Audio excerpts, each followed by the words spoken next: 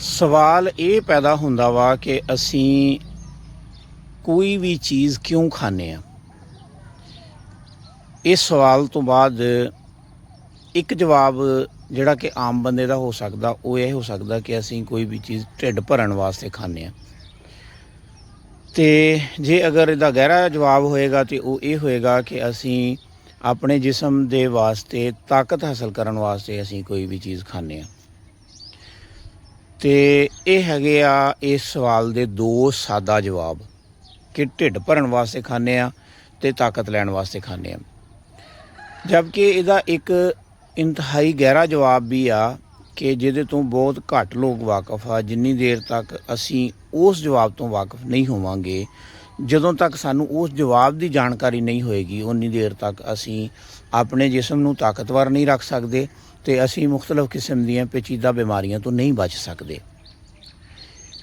ਦੇਖੋ, ਜਦੋਂ ਵੀ ਅਸੀਂ ਕੋਈ ਖਾਣ ਪਾਣ ਕਰਦੇ ਹਾਂ ਅਤੇ ਅਸੀਂ ਆਪਣੇ ਜਿਸਮ ਦੇ ਵਾਸਤੇ ਐਨਰਜੀ ਲੈਣ ਵਾਸਤੇ ਕਰਦੇ ਹਾਂ, ਅਤੇ ਐਨਰਜੀ ਲੈਣ ਵਾਸਤੇ ਇੱਕ ਮੋਟੀ ਜਿਹੀ ਗੱਲ ਆਪਣੇ ਜ਼ਿਹਨ 'ਚ ਰੱਖ ਲਓ ਕਿ ਸਾਡਾ ਜਿਸਮ ਜਿਹੜਾ ਨਾ ਉਹ ਮੁਖਤਲਿਫ ਕਿਸਮ ਦੇ ਜਿਹੜੇ ਖਲੀਏ ਆ, ਮੁਖਤਲਿਫ ਕਿਸਮ ਦੇ ਜਿਹੜੇ ਸੈੱਲਜ਼ ਆ, ਉਹਨਾਂ ਦੇ ਨਾਲ ਮਿਲ ਕੇ ਬਣਿਆ। ਔਰ ਜੇ ਤੁਸੀਂ ਤਹਿਕੀਕਾਤ ਦੇ ਮੁਤਾਬਕ ਦੇਖੋ ਤਾਂ 4 ਮੁਖਤਲਿਫ ਕਿਸਮ ਦੇ ਸੈੱਲ ਜਿਹੜੇ ਆ ਉਹ ਸਾਡੇ ਜਿਸਮ ਦੀ ਬਣਾਵਟ ਦੇ ਵਿੱਚ ਹਿੱਸਾ ਲੈਂਦੇ ਆ। ਉਹਨਾਂ ਦੇ ਜਿਸਮ, ਉਹਨਾਂ ਦਾ ਸਟਰਕਚਰ, ਉਹਨਾਂ ਦਾ ਕੰਮ, ਸਾਰਾ ਕੁਝ ਇੱਕ ਦੂਸਰੇ ਤੋਂ ਮੁਖਤਲਿਫ ਆ। ਅਤੇ ਇਸੇ ਤਰ੍ਹਾਂ ਹੀ ਜਿਹੜੀ ਅਸੀਂ ਗਿਜ਼ਾ ਖਾਂਦੇ ਹਾਂ ਨਾ, ਉਸ ਗਿਜ਼ਾ ਦੇ ਵਿੱਚ ਵੀ ਉਹਨਾਂ 4 ਸੈੱਲਜ਼ ਦੀ ਗਿਜ਼ਾ ਮੌਜੂਦ ਹੁੰਦੀ ਆ, ਕਿਉਂਕਿ ਉਹਨਾਂ 4 ਸੈੱਲਜ਼ ਦੀ ਗਿਜ਼ਾ ਅਲੱਗ-ਅਲੱਗ ਹੁੰਦੀ ਆ, ਉਹ ਇੱਕ ਨਹੀਂ ਹੁੰਦੀ। ਅਤੇ ਬਿਮਾਰ ਅਸੀਂ ਉਦੋਂ ਹੁੰਦੇ ਹਾਂ ਕਿ ਜਦੋਂ ਅਸੀਂ ਗਿਜ਼ਾ 'ਤੇ ਖਾ ਰਹੇ ਹੁੰਦੇ ਹਾਂ ਲੇਕਿਨ ਇਸ ਚੀਜ਼ ਦੀ ਵੰਡ ਨਹੀਂ ਕਰ ਰਹੇ ਹੁੰਦੇ ਕਿ ਬਈ ਜਿਹੜੀ ਚੀਜ਼ ਅਸੀਂ ਗਿਜ਼ਾ ਖਾ ਰਹੇ ਹਾਂ, ਕਿਆ ਇਸ ਗਿਜ਼ਾ ਦੇ ਵਿੱਚ ਸਾਡੇ ਜਿਸਮ ਦੇ ਅੰਦਰ ਮੌਜੂਦ 4 ਕਿਸਮ ਦੇ ਜਿਹੜੇ ਸੈੱਲਜ਼ ਹੈਗੇ ਆ ਉਹਨਾਂ ਦੀ ਗਿਜ਼ਾ ਮੌਜੂਦ ਹੈ ਵਾ ਕਿ ਨਹੀਂ। ਅਤੇ ਅਕਸਰ ਇਵੇਂ ਹੁੰਦਾ ਵਾ ਕਿ ਅਸੀਂ ਜਿਹੜੀ ਗਿਜ਼ਾ ਖਾ ਰਹੇ ਹੁੰਦੇ ਆ ਉਹ ਕਿਸੇ ਇੱਕ ਕਿਸਮ ਦੇ ਜਾਂ ਕਿਸੇ 2 ਕਿਸਮ ਦੇ ਖਲਿਆਤ ਦੀ ਗਿਜ਼ਾ ਹੁੰਦੇ ਆ, ਜਾਂ ਕਿਸੇ ਇੱਕ ਕਿਸਮ ਦੀ ਸਾਖਤਾਂ ਦੀ ਗਿਜ਼ਾ ਹੁੰਦੇ ਆ। ਬਾਕੀ ਜਿਹੜੀਆਂ ਸਾਖਤਾਂ ਹੁੰਦੀਆਂ ਉਹਨਾਂ ਦੀ ਗਿਜ਼ਾ ਉਸ ਸਾਡੇ ਇੰਤਖਾਬ ਦੇ ਵਿੱਚ ਨਹੀਂ ਹੁੰਦੀ।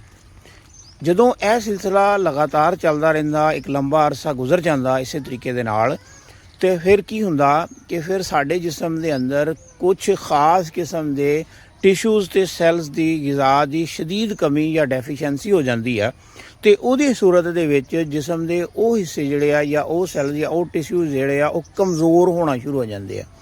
ਔਰ ਜਿਸ ਕਿਸਮ ਦੇ ਸੈੱਲਜ਼ ਜਾਂ ਟਿਸ਼ੂਜ਼ ਦੀ ਗਿਜ਼ਾ ਅਸੀਂ ਪ੍ਰੋਪਰ ਬੜੇ ਲੰਬੇ ਅਰਸੇ ਤੋਂ ਖਾ ਰਹੇ ਹੁੰਦੇ ਹਾਂ, ਉਹ ਜਿਸਮ 'ਚ ਵੱਧ ਜਾਂਦੀ ਆ। ਅਤੇ ਜਦੋਂ ਉਹ ਵੱਧਦੀ ਆ ਅਤੇ ਫਿਰ ਉਹ ਜਿਸਮ ਦੇ ਅੰਦਰ ਮੁਖਤਲਿਫ ਕਿਸਮ ਦੀ ਜਿਹੜੀ ਹੈ ਨਾ ਰੈਜ਼ਿਸਟੈਂਸ ਪੈਦਾ ਕਰਦੀਆਂ।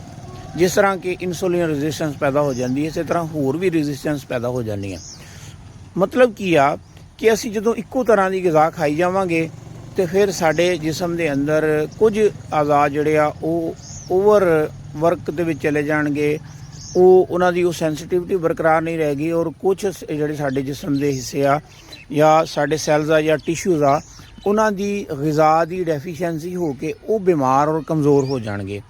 ਇਸ ਸੂਰਤ ਦੇ ਵਿੱਚ ਫਿਰ ਲੰਬੀਆਂ ਬਿਮਾਰੀਆਂ ਜਨਮ ਲੈਣੀਆਂ। ਅਸੀਂ ਇਸੇ ਮੌਜੂ ਦੇ ਉੱਤੇ ਗੱਲ ਨੂੰ ਜਾਰੀ ਰੱਖਾਂਗੇ ਅਤੇ ਅਗਲੇ ਵਲੋਗਸ ਦੇ ਵਿੱਚ ਸਮਝਣ ਦੀ ਕੋਸ਼ਿਸ਼ ਕਰਾਂਗੇ ਕਿ ਅਸੀਂ ਆਪਣੀ ਗਿਜ਼ਾ ਨੂੰ ਬੈਲੈਂਸ ਗਿਜ਼ਾ ਕਿੱਦਾਂ ਬਣਾ ਸਕਦੇ ਹਾਂ। ਅਸੀਂ ਕਿੱਦਾਂ ਗਿਜ਼ਾ ਨੂੰ ਇੰਤਖਾਬ ਕਰੀਏ ਕਿ ਜਿਹਦੇ ਵਿੱਚ ਸਾਡੇ ਜਿਸਮ ਦੀਆਂ ਸਾਰੀਆਂ ਜ਼ਰੂਰਤਾਂ ਪੂਰੀਆਂ ਹੋਣ ਔਰ ਅਸੀਂ ਉਹਨੂੰ ਲਈਏ ਅਤੇ ਸਾਡਾ ਜਿਸਮ ਤਰੱਕੀ ਕਰੇ, ਨਾ ਕਿ ਕਮਜ਼ੋਰੀਆਂ ਵੱਲ ਅਤੇ ਭੈੜੀ ਕਿਸਮ ਦੀਆਂ ਬਿਮਾਰੀਆਂ ਵੱਲ ਜਾਵੇ।